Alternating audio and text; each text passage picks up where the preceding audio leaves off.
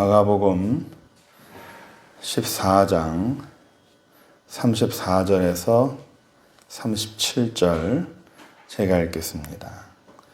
말씀하시되 내 마음이 심히 고민하여 죽게 되었으니 너희는 여기 머물러 깨어있으라 하시고 조금 나아가사 땅에 엎드려 될 수 있는 대로 이때가 자기에서 지나가기를 구하여 이르시되 아빠 아버지여 아버지께서는 모든 것이 가능하오니 이 잔을 내게서 옮기시옵소서. 그러나 나의 원대로 마시옵고 아버지의 원대로 하옵소서 하시고 돌아오사 제자들이 자는 것을 보시고 베드로에게 말씀하시되 시몬아 자느냐 네가 한 시간도 깨어 있을 수 없더냐. 아멘. 어느 날 앰뷸런스가 어느 아파트로 막 달려갑니다. 그 뒤로 경찰차도 달려오고요. 사람들이 아파트 밑에 화단에 다 모여 있어요. 그 아파트에 어떤 할머니가 자살을 한 겁니다. 이유를 알 수가 없어서 일단은 경찰들이 조사를 해야 되기 때문에 그 집안으로 들어갔습니다. 타살 의혹은 없는지, 자살을 했다면 왜 자살을 했는지 일단 경찰이 조사를 하죠. 경찰관이 집안을 들어가 보니까 모든 물건들도 그대로 다 있고 아주 정돈이 잘 돼 있고 누가 다녀간 흔적도 없고 굉장히 넓은 집이었지만 좀 을씨년하다라는 그런 느낌을 경찰관이 발견하게 됩니다.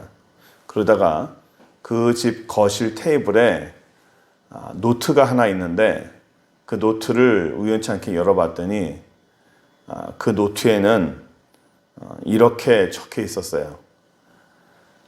매일 한 장씩 날짜가 적혀 있고 그 밑에 한 문장이 적혀 있는데 전부 다 똑같은 문장이었어요. 그 문장의 내용이 뭐냐면 오늘도 아무도 오지 않았다 라는 겁니다. 매일마다 노트에 적었는데 오늘도 아무도 오지 않았다. 이런 단어가 있어요. 외로움, 고독, 그것은 약으로도 고칠 수 없는 속병이다. 왔다가 사라지는 것이 아니라 항상 남아서 적막한 밤에 당신을 숨막히게 하는 불안이다. 그것은 옛 노래를 듣거나 옛 추억을 떠올릴 때마다 당신을 훑고 지나가는 예리한 격통이다. 기력이나 열정이 쇠할 때마다 당신을 조용히 소진시키는 미세한 스트레스다. 우리는 오늘 이 고독의 문제에 대해서, 외로움의 문제에 대해서 우리가 보려고 합니다. 예수님도 오늘 본문에서 고독하셨어요. 왜 고독하셨을까? 예수님께서 십자가에 달리기 전에 예루살렘에 들어가십니다. 예루살렘에 들어가셔서 제자들하고 있으면서 겟세마네 동산에서 마지막 기도를 하십니다. 땀이 피가 되도록 정말 열정적으로 그리고 정말 간절하게 기도를 합니다. 이 십자가를 내가 져야만 하겠습니까? 피할 방법은 없겠습니까? 이 십자가를 피할 수 있는 방법만 있다면 이 잔을 내게서 옮겨 주옵소서. 내가 감당해야 될 십자가지만 피할 수만 있다면, 안 할 수만 있다면 피하고 싶은 그런 마음입니다. 마귀가 예수님에게 공생의 사역을 시작하기 전에 시험을 했죠. 예수님이 금식할 때 뭐라고 말했냐면 네가 나한테 절만 해라. 네가 나한테 절하면 이 세상의 모든 권세를 내가 너에게 넘겨주마. 네가 나한테 절만 하면 이 모든 권세를 넘겨준다. 그게 왜 시험이 될까요? 그게 십자가 내용이에요. 네가 굳이 십자가를 안 져도 된다. 네가 나한테 절만 하면 십자가 안 져도 세상의 권세를 내가 너한테 다 주겠다라는 겁니다. 시험이 되는 거죠. 사단이 이거 해봤자 이길 가능성이 없다라는 걸 들고 예수님에게 갔겠습니까? 충분히 가능성이 있기 때문에 예수님에게 들고 간 거예요. 십자가라는 거 피하고 싶은 거죠. 35절 볼까요? 14장 35절. 조금 나아가서 땅에 엎드려 될 수 있는 대로 이때가 자기에게 지나가기를 구하여 36절. 이르시되 아빠 아버지여 아버지에게는 모든 것이 가능하오니 이 잔을 내게서 옮기시옵소서. 그러나 나의 원대로 마옵시고 아버지의 원대로 하옵소서. 이 모든 결정, 이 모든 과정 예수님 혼자 다 감당해야 되는 거예요. 그래서 예수님이 제자들에게 이렇게 얘기했어요. 내가 너무 힘드니까, 내가 죽을 정도로 힘드니까 내 옆에서 좀 깨어있으면 안 되겠느냐. 34절에 말씀하시되 내 마음이 심히 고민하여 죽게 되었으니 너희는 여기 머물러서 깨어있으라. 아주 소박한 요구예요. 좀 지켜다오. 내가 기도할 때까지만 좀 깨어있으라. 예수님을 도울 수 있는 사람이 없어요. 힘이 되는 사람이 없습니다. 내 옆에라도 있어다오. 37절 보시면 돌아오사 제자들이 자는 것을 보시고 베드로에게 말씀하시되 시몬아 자냐? 네가 한 시간도 깨어있을 수 없느냐? 내가 잠깐만이라 좀 깨어있어달라고 했는데 그것마저도 못 해주냐? 내가 큰 걸 바라냐? 큰 걸 바라는 것도 아닌데 왜 그것도 안 되냐? 너무 섭섭한 거예요. 너무 화가 난 겁니다. 예수님에게 그 어떤 위로를 주는 사람도 없고 그 누구도 예수님에게 의지가 되지 못해요. 사람이 왜 고독할까요? 사람이 왜 외로움을 느낄까요? 저는 사랑이 뭔지 모르기 때문에 그런다고 생각합니다. 사랑이 뭔지를 모르는 거예요. 여러분에게 질문을 한번 드렸으면 좋겠습니다. 영어로 I like you 그리고 I love you.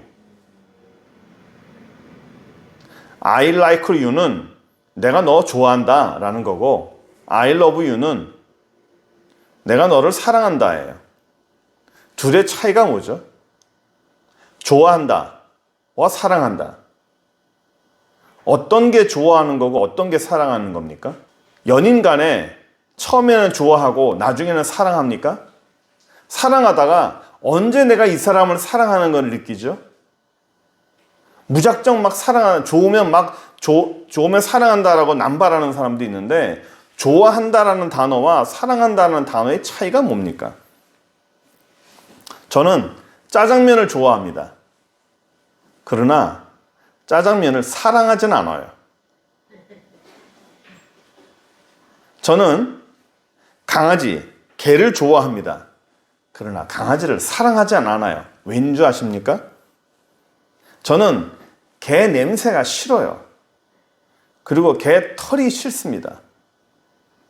개는 좋아하지만 내가 희생해 가면서 내가 그 모든 고통을 감내해 가면서 그거를 키우지는 않습니다.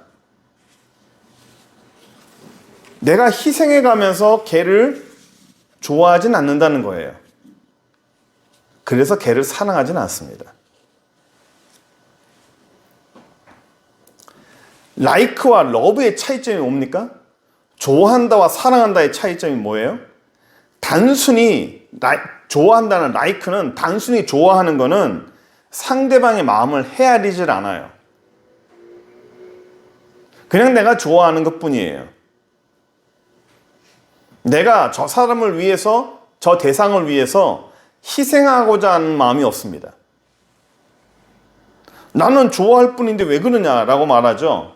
요즘에 스토킹 범죄가 많아요. 우리 어릴 때, 아동기 때 보면 이 초등학교에서 이런 남자아이들이 꼭 있어요. 자기가 좋아하는 여자아이가 있으면 괜히 막 때리고 도망가요. 머리카락을 한번 휘젓고 도망가요. 왜 아이를 못 살게 구느냐? 좋아서 그러는 거예요. 자기가 좋아서 좋아하는 감정을 그렇게 표현하는 거예요. 이게 성인이 돼서도 인격이 덜 성숙해지면 상대방에게 관심이 있잖아요? 그러면 독소를 퍼부어요. 상대방에게 못된 말을 합니다. 왜 그럴까요? 좋아하는 거예요. 좋아한다는 표현이에요. 인격이 덜 성숙해서 그런 거죠. 사랑하는 방법을 모르는 거예요. 좋아하는 방법을 모르는 거예요. 파괴적이고 공격적이에요. 왜 고독해요? 이기적이고 고독해서 이기적이기 때문에 그런 거예요. 스토킹은요, 일방적이고 이기적인 거예요. 상대방의 감정을 전혀 헤아리지 못하는 거죠. 요즘에 이런 범죄들이 많아요. 왜 그럴까요? 나만 생각해서 그래요. 내 감정만 중요하다고 생각하는 거예요. 내가 좋으면 상대도 좋아해야 되고, 내가 싫으면 저 사람도 싫어해야 된다는 거죠. 내가 너에게 관심과 정성을 기울인다면 너도 나에게 관심과 정성을 기울여야 될 거 아니냐라고 생각하는 거예요. 공감 능력이 안 되는 거죠. 요즘에 사이코패스가 많죠. 소시오패스도 많다 그래요. 이 공통점이 뭐냐면 인격 장애예요. 자기중심적이고 공감 능력이 떨어져요. 죄책감이 없고요. 감정 수준이 떨어집니다. 사랑을 어떻게 하는지, 어떻게 표현해야 되는지 전혀 몰라요. 어떤 청년이 저는 이런 말을 하는 거를 들었어요.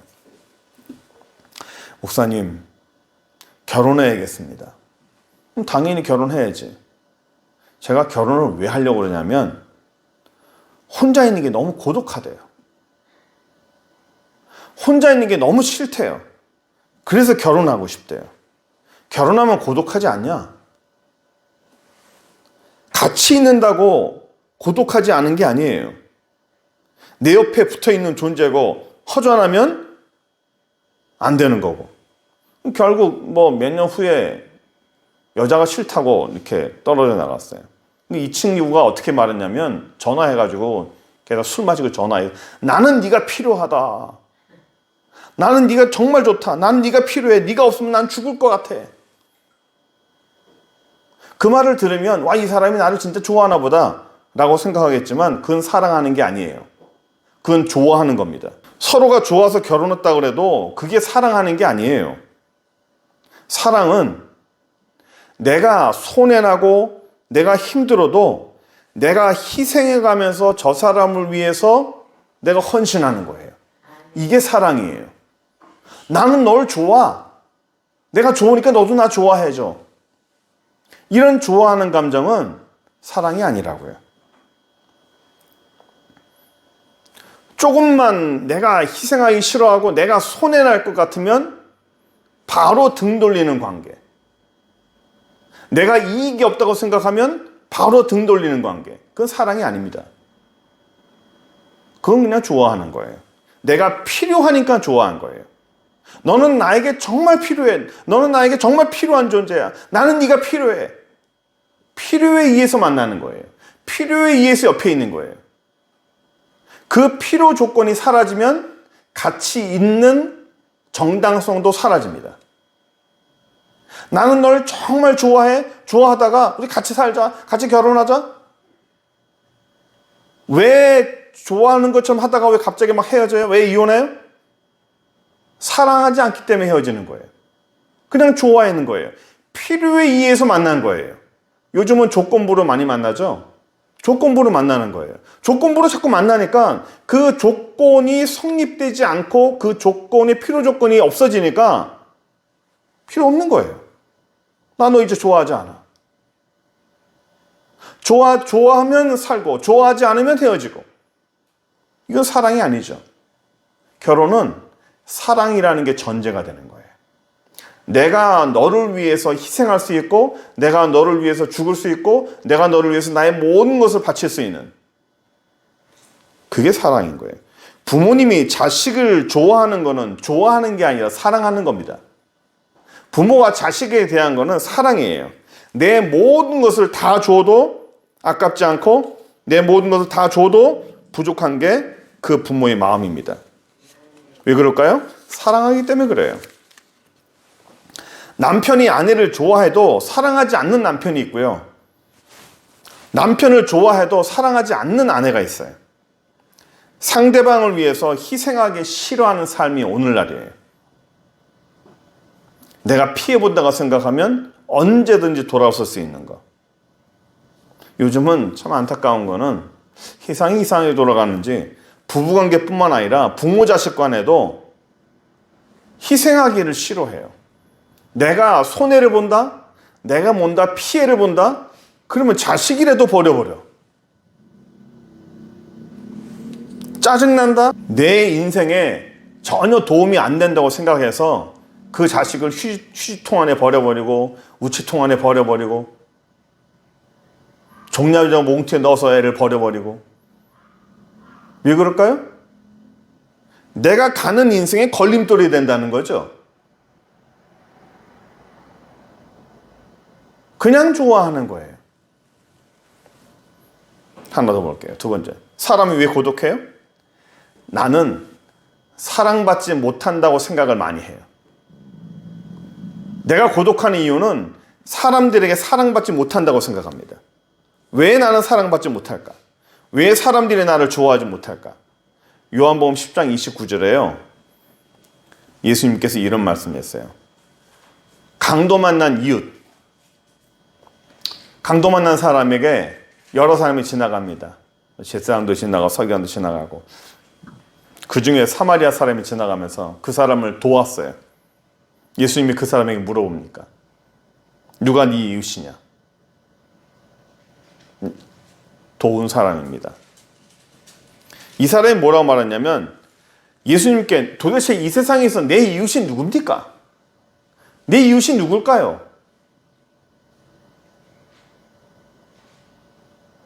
나를 돕는 사람이 누굴까요? 라고 항상 생각했지만 예수님께서는 네가 그 이웃이 되라는 거예요. 나를 돕는 사람, 나한테 이익이 되는 사람, 어떻게든 나에게 무언가 이익이 되는 사람을 찾지 말고 네가 그 이웃이 되라는 거예요. 자꾸만 사랑을 받으려고 하니까 외로운 거예요. 무언가를 받으려고 하니까 고독한 겁니다. 누가 나한테 줄 사람 없나? 뭔가 나에게 받는 게 없나?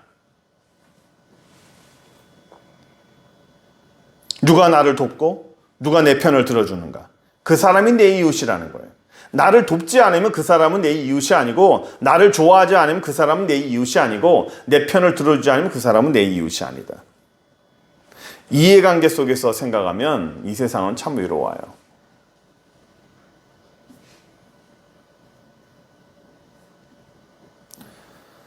내가 손해날 것 같은 것을 절대 하지 않는 사람은 외롭습니다.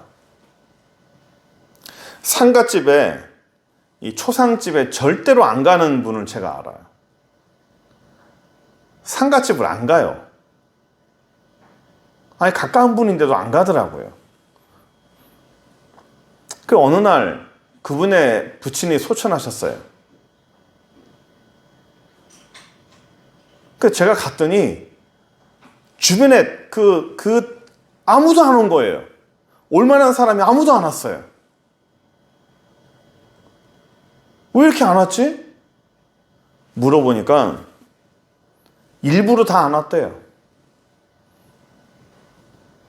초상집에 안 가는 이유가 뭐 여러 가지 이유가 있겠지만 내가 안 하니까, 내가 희생을 안 하니까 아무도 안 도와주는 거예요.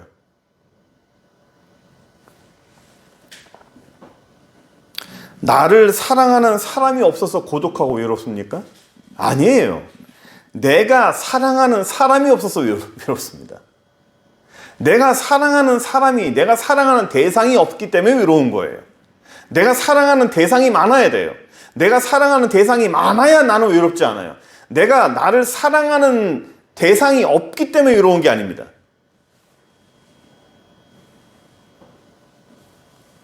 내가 희생하지 않고 내가 헌신하지 않고 내 것을 나누지 않기 때문에 고독하고 외롭습니다. 사랑을 주지 못해서 외로운 거예요. 그러면 어떻게 하면 이 땅에 우리의 삶에 이런 고독, 이런 외로움 우리가 이겨낼 수 있을까요? 사실 찾다 보면 사실 우리는 아까 얘기했지만 좋아한다, 사랑한다 이런 개념 잘 모르고 살았잖아요. 그냥 좋아하는 게 사랑하는 거라 생각하고 사랑하는 게 좋아하는 거라 생각했잖아요. 다른 거예요. 헌신과 희생이 빠진 사랑은 없습니다. 내가 받을 것만 생각해가지고는 이 땅에서는 절대로 홀로 있는 것을 극복할 수가 없습니다. 그러면 이거를 극복할 수 있는 방법을 여러 가지 대자면 많겠지만 심리학적인 방법, 사회학적인 방법 다 빼고요. 오로지 신앙적인 방법, 하나님의 말씀 안에서만 우리가 생각하면 하나님과의 관계 개선하는 게 최선이죠. 요한복음 8장 29절 보시면 예수님이 이런 말씀하세요. 나를 보내신 이가 나와 함께 하시도다. 나는 항상 그가 기뻐하시는 일을 행함으로 나를 혼자 두지 아니하셨느니라. 이 말씀을 참 좋아합니다. 예수님께서 말씀하시는 거예요. 나를 보내신 이가 나와 함께 한다. 나를 보내신 아버지 하나님이 나와 함께 하신다. 왜? 나는 그가 기뻐하시는 일을 항상 한다는 거예요. 나는 아버지가 기뻐하시는 일을 항상 한다는 거예요. 그래서 하나님은 나를 혼자 두지 아니하신다는 겁니다. 예수님은 이 땅에서 공생에 사역하시면서 항상 혼자였어요. 예수님 주변에 온갖 군중들이 다 있었죠. 사람 많으면 뭐예요? 사람이 다 아무리 몰려들어와도 다 예수님에게 뭔가를 얻으려고 하는 것뿐이었어요. 예수님의 마음을 이해하는 사람 없었고 예수님에게 위로 주는 사람 없었고 항상 예수님은 결정적으로 항상 다 혼자였어요. 그런데 하나님이 예수님을 홀로 두지 아니하신다 했어요. 그 이유는 예수님 자신이 하나님이 기뻐하시는 일을 한다는 거예요.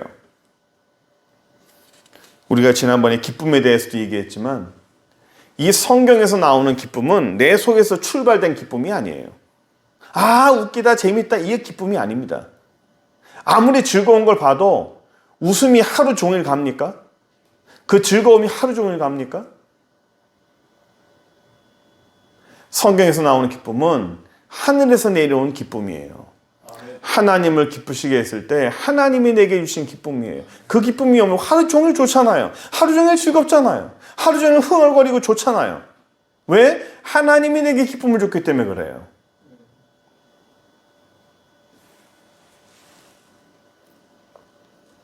그래서 우리의 생각이 하나님을 기쁘시게 해야 되고 하나님을 기쁘시게 하는 그런 말이나 그런 행동이나 이런 게 돼야 된다고 생각합니다. 하나만 더 볼게요. 우리 지난번 설교 때 내 앞에 절망이 있고 내 앞에 어려움이 있고 내 앞에 두려움이 있고 내가 극복하지 못할 어려움이 있어도 우리 주님께서는 어디 있다고 그랬냐면 보혜사 성령님이 우리 옆에 있다고 그랬죠. 그 보혜사 성령님을 헬라어로 파라클레타스라고 그랬는데 파라라는 게 비사이드, 클레타스, 클레오라는 원형인데 이 투콜, 부르다는 뜻이에요. 그러니까 이 옆에라는 뜻과 부르다라는 뜻이 합쳐지면 부를 때 옆에 계시는 분 또는 옆에서 부르는 분 동일한데 저는 여기서 to call보다도 beside, 옆에 있다라는 단어가 훨씬 더 중요하다고 생각을 합니다. 내 옆에 계시다는 거예요. 언제든 그 주님께서 내 옆에 계시다는 사실, 이게 정말 중요하다고 생각합니다. 왜 고독합니까? 말씀을 좀 정리하려고 그래요. 이 땅에서 우리가 왜 외롭고 왜 고독하죠? 사랑이 뭔지를 몰라서 고독한 거예요. 사랑과 좋아한다는 개념을 몰라서 고독해요. 희생을 모르기 때문에 고독해요. 헌신을 모르기 때문에 고독해요. 나눔을 모르기 때문에 고독합니다. 내가 좋아하는 것만큼 상대에게도 내 걸 원하니까 고독한 거예요. 두 번째로 사랑받지 못하다 고독하다고 생각해요. 아니에요. 사랑을 받지 못해서 고독한 것이 아니라 사랑을 주지 못해서 고독한 거예요. 내가 사랑을 주는 대상이 많아야 되는 거예요. 사랑은 뭐라 그랬죠? 좋아하는 게 아니에요. 사랑은 단지 좋아하는 것이 아니라 그 사랑에는 헌신과 희생과 나의 나눔이 반드시 들어가야 되는 겁니다. 세 번째로 나에게 도움을 주는 이웃이 누군지 그걸 먼저 찾기 때문에 고독하다고 그랬죠. 나를 사랑해주는 사람이 누굴까? 나에게 도움을 주는 사람이 누굴까? 내 이웃이 누굴까? 예수님은 뭐라고 그랬어요? 네가 그 이웃이 되라. 어떻게든 손에 안 보려고 하는 사람은 고독합니다. 사랑을 받지 못해 고독함이 아니라 사랑을 주지 못함이 고독의 원인이에요. 중요한 것은 하나님이 내 옆에 계신다는 거예요. 내가 무언가 대상이 없어도 우리 주님이 내 옆에 계신다는 거예요. 파라클레타스, 보혜사가 바로 내 옆에 계신다는 거예요. 그래서 상처받은 자에게 위로를 주시는 분이 우리 주님이시잖아요. 아픈 자를 싸매어 주시는 게 우리 주님이시잖아요. 힘을 잃은 자에게 새 힘을 주시는 분이 우리 주님이시잖아요. 어디서요? 내 바로 옆에서. 내 바로 옆에서. 내가 이런 죄도 짓고 저런 죄도 졌는데 주님이 나를 도우실까? 아니에요. 내가 어떤 모습이든 주님은 내 옆에 계세요. 아멘. 나같이 부족하고 나같이 연약한 사람이 내가 주님 앞에 뭐 한 것도 없는데 주님이 나를 도우실까? 도우세요. 어디 있어요? 바로 내 옆에서. 내가 기도할 때 주님이 들으실까? 이런 기도도 주님 들으실까? 들으세요. 어디 있어요? 바로 내 옆에서. 우리는 생각해야 돼요. 주의 능력이 나를 감싼다. 주의 빛이, 주의 은혜가 나와 함께한다. 주의 은혜가 나를 둘러싸고 나와 함께 있다. 바로 내 옆에서. 어디를 가든지 뭘 하든지 우리 주님은 바로 내 옆에 있다. 아멘.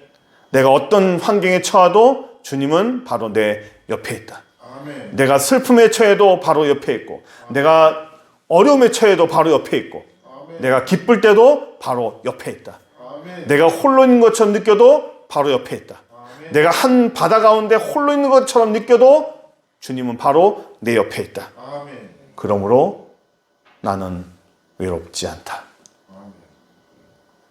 우리가 힘을 주시고 능력을 주시고 그 주님이 저와 여러분의 그 주님이 우리 바로 옆에서 우리의 기도를 들으시고 힘을 주시고 능력을 주시는 줄 믿습니다. 그래서 우리가 외롭지 않고 능력을 살 수 있음을 믿으니까 오늘도 이번 주도 승리하며 살아가는 저와 여러분들에게 바랍니다. 기도하겠습니다. 전능하신 하나님 감사합니다. 이 땅에 많은 사람들이 역기능 속에 살고 너무나 많은 사람들이 파괴되어져 가는 인격과 또 그 마음을 가지고 이 땅을 살아갑니다. 주여 도우셔서 치료하여 주시고 우리의 인격과 우리의 마음과 우리의 심령이 하나님 앞에 온전히 치료받을 수 있도록 인도하여 주옵소서. 우리는 죄가 많고 우리는 연약하여서 하나님 앞에 무엇을 하여도 내놓을 것이 없습니다. 주여 불쌍히 여겨주시고 주여 분명한 사랑을 알게 하시고 주님이 날 사랑하듯이 우리도 주님을 사랑하고 그 사랑을 알고 사랑을 나누어주기에 애쓸 수 있는 더 많이 주의 사랑과 능력이 우리 안에 넘쳐나는 귀한 영혼들 되게 하여 주옵소서. 감사드리며 예수 그리스도의 이름으로 기도드립니다. 아멘.